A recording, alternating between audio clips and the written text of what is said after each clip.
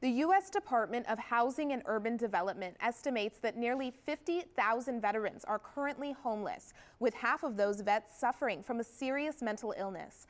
Housing programs are helping to reduce this population in Phoenix.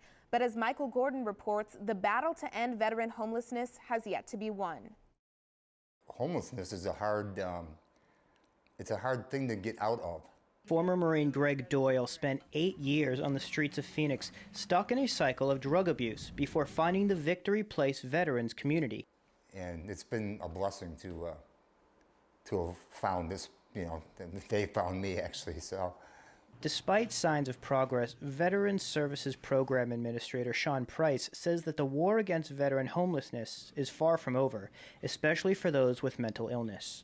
Every day we work hard at it is definitely a challenge. It's an ongoing effort, and it's getting to a point that you have all the resources in line and all the systems in place where a veteran does become homeless for, say, that it's very short-lived.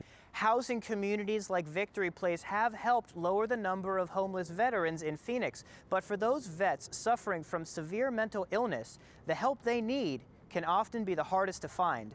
Because the SMI doesn't keep them put where they need to be.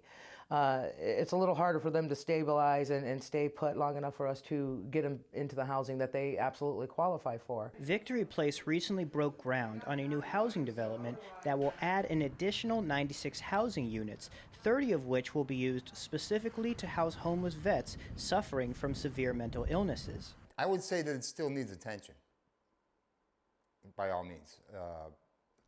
It's not completely eradicated. Doyle stays watchful for the vets dealing with mental illness that have been left behind, helping other former soldiers whose own personal wars still rage on. In Phoenix, Michael Gordon, Cronkite News.